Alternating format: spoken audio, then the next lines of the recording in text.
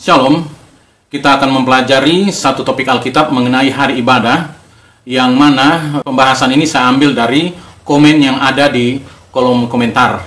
Nah, tampilannya seperti ini secara utuh yang saya tampilkan di layar ini, tetapi saya akan potong-potong di layar ini supaya lebih mudah untuk kita membaca. Nah, ini dari komentar salah seorang dengan inisial atau nama @janrieb8250. Mudah-mudahan ini nama sebenarnya, karena kalau nama samaran, ingat bahwa iblis pun bisa menyamar menjadi malaikat terang. Oke, kita akan bacakan dulu isi komentarnya. Isi komentarnya adalah, jangan cuma baca satu ayat terakhir, baca semua ayatnya, baru bisa paham maksud perikop itu. Kita beribadah hari Minggu karena kami merayakan kemenangan Kristus, yaitu kebangkitan Kristus, dan itu sudah terjadi sejak dulu gereja-gereja purba yang didirikan oleh murid-murid Tuhan Yesus. Gereja Katolik purba didirikan oleh Rasul Petrus, gereja Ortodok oleh Yakobus murid Tuhan, dan beribadah hari Minggu.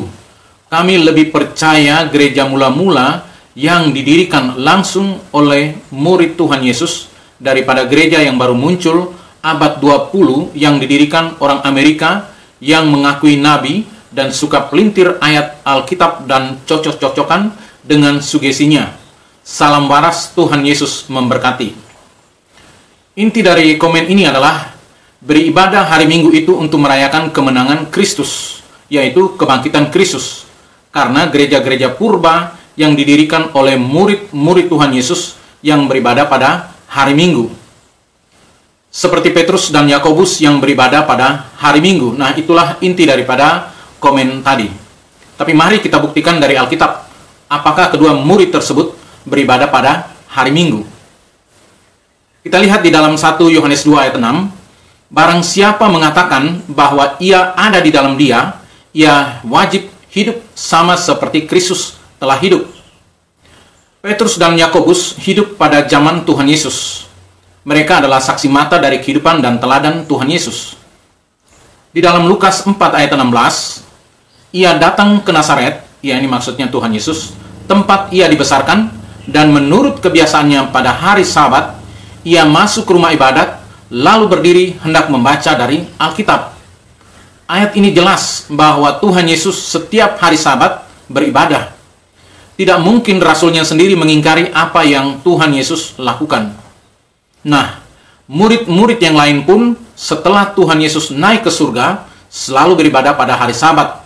Bisa dibuktikan di dalam Kisah Para Rasul 17 ayat 2 dan Kisah Para Rasul 18 ayat 4. Dan tidak ada bukti apapun yang menyatakan bahwa Yakobus dan Petrus beribadah pada hari Minggu seperti yang diklaim di komentar tadi.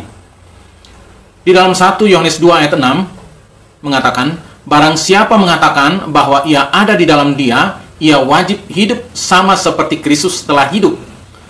Saya tunjukkan ayat yang menjadi andalan Anda dan mereka kebanyakan. Kita baca di dalam Kisah Para Rasul 20 ayat 7. Pada hari pertama dalam minggu itu, ketika kami berkumpul untuk memecah-mecahkan roti, Paulus berbicara dengan saudara-saudara di situ. Peristiwa ini terjadi pada Sabtu petang atau malam Minggu, bukan di hari Minggu. Ya, sekali lagi, bukan hari itu di hari Minggu. Coba baca di terjemahan Alkitab Berita Baik, di situ dikatakan pada petang Sabtu. Baca juga di terjemahan Alkitab versi mudah dibaca, di situ dikatakan pada malam Minggu. Baca juga di terjemahan Alkitab Bahasa Indonesia Masa Kini, malam Minggu kami berkumpul. Jadi, Anda harus membaca Alkitab. Jangan menipu umat Anda. Paulus tidak mungkin beribadah pada hari Sabat dan hari Minggu sekaligus. Karena di Kisah 18 ayat 4 tadi, Paulus rutin beribadah pada hari Sabat. Tapi, tiba-tiba di Kisah 20 ayat 7, dia beribadah pada hari Minggu. Siapakah yang salah di sini? Tidak mungkin Paulus salah. Tetapi Anda kurang membaca dan belajar. Nah, Petrus dan Yakobus pun tidak mungkin beribadah pada hari Minggu. Itu hanya klaim Anda saja. Karena Anda memaksa supaya Alkitab untuk mengikuti cara Anda. Salam waras juga.